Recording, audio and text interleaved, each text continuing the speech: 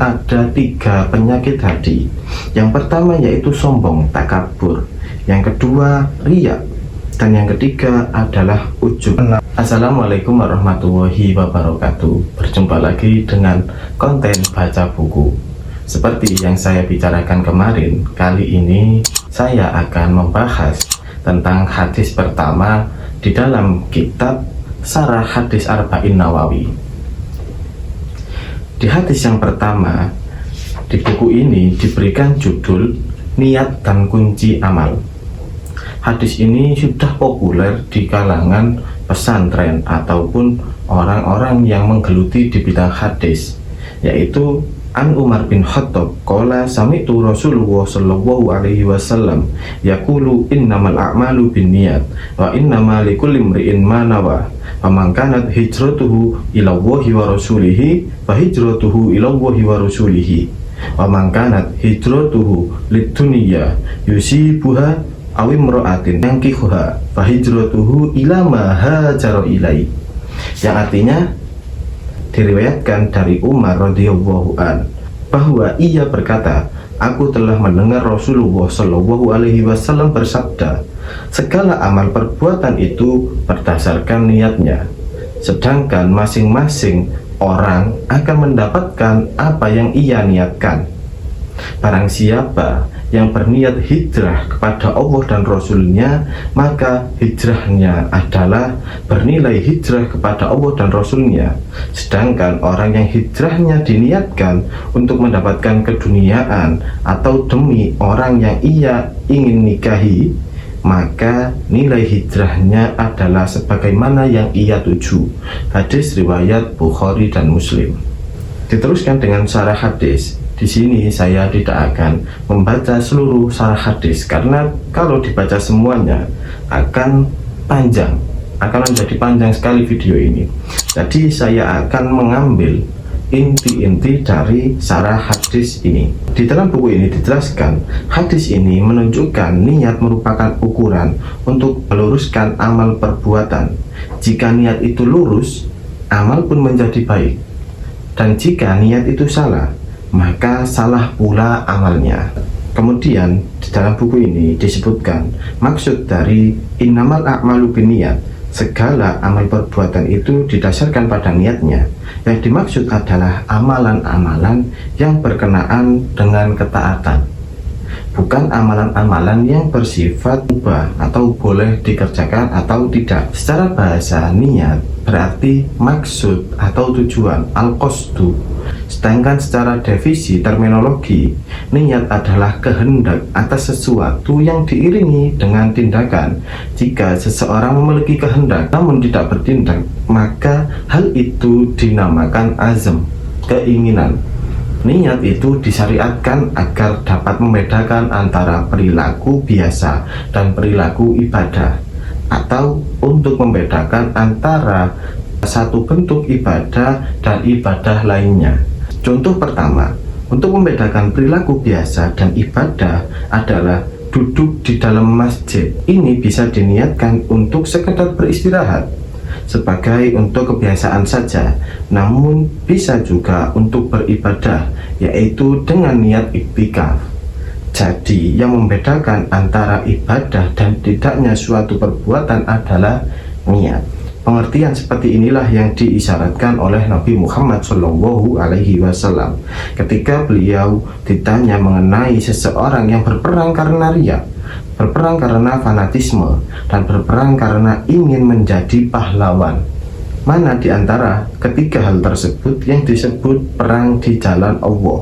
Beliau menjawab, barang siapa berperang dengan niat karena kalimat Allah menjadi tinggi, ia akan berada di jalan Allah Subhanahu wa Ta'ala. Contoh kedua menjadi pembeda antara ibadah satu dan ibadah lainnya, seperti sholat 4 rakaat. Sholat 4 rakaat ini bisa merupakan sholat duhur, juga bisa sholat sunnah rawatib. Yang membedakan adalah niat. Demikian juga dengan tindakan memerdekakan budak, ia bisa dimaksud sebagai pembayaran kafarat denda, juga bisa bertujuan lain. Begitu juga nazar dan semisalnya.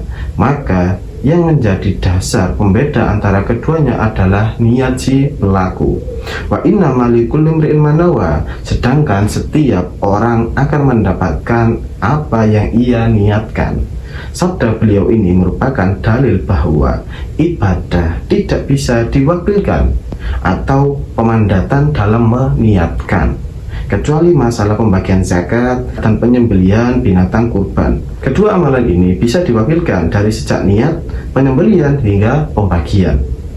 Meskipun bisa dilakukan sendiri, hal ini tidak berlaku dalam melaksanakan ibadah haji. Jika ada kemampuan untuk melaksanakan sendiri, tidak boleh diwakilkan niat ataupun pelaksanaannya. Kemudian, faman kanat hijratuhu ilallahi wa rasulihi fa hijratuhu ilallahi wa rasulihi. Faman kanat hijratuhu lidunya yusibuha aw imra'atin yankihuha fa hijratuhu ila ma hajara ilai. Barang siapa yang berniat hijrah kepada Allah dan Rasulnya, maka hijrahnya adalah bernilai hijrah kepada Allah dan Rasulnya. Sedangkan jika hijrahnya diniatkan untuk mendapatkan keduniaan atau demi seorang wanita yang ingin dinikahinya, maka nilai hijrahnya adalah sebagaimana yang ia tujukan. Di sini disebutkan bahwa kata hijrah memiliki arti mengasingkan dan meninggalkan.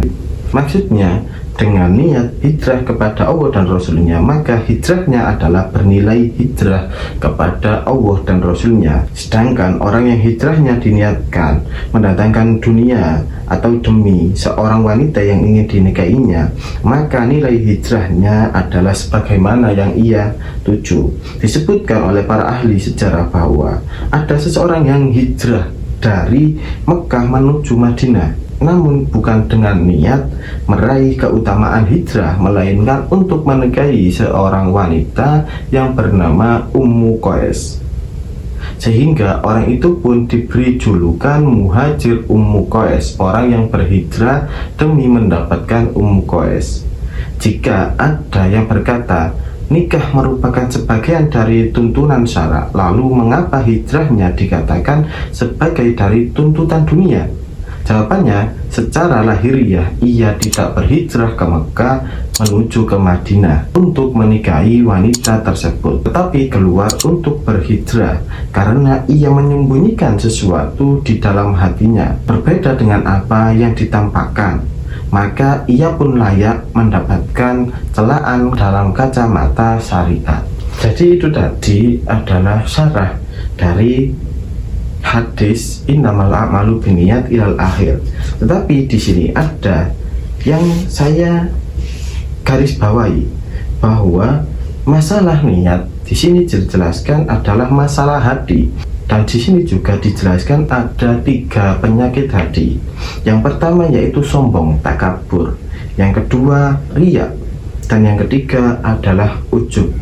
Kita tahu takabur atau sombong itu secara gamblang bisa kita lihat terhadap seseorang yang memiliki sifat tersebut, bahwa ia membusungkan dada, ucapannya tinggi, dan yang lain-lain. Kemudian riya. Riya di sini dibagi menjadi 2. Yang pertama yaitu seseorang yang taat hanya demi manusia, dan yang kedua seseorang yang taat demi manusia sekaligus demi Robnya.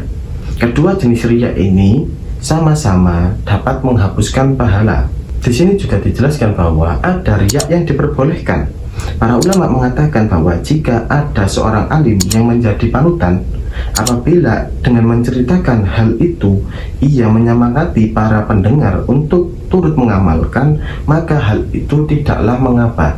Jadi bisa dibilang bahwa riya atau mempertontonkan amal kita atau menceritakan amal kita kepada seseorang untuk niatan agar orang tersebut termotivasi, itu diperbolehkan. Kemudian ujub. Ujub di sini adalah mengagumi diri sendiri. Barang siapa yang merasa ujub atas amalnya, pahalanya akan terhapus. Demikian juga barang siapa yang menyombongkan diri dengan amalnya, terhapus pula pahala amalnya. Jadi ujub itu dikatakan oleh kiai saya itu adalah penyakit hati yang bahkan kita tidak merasa itu penyakit hati.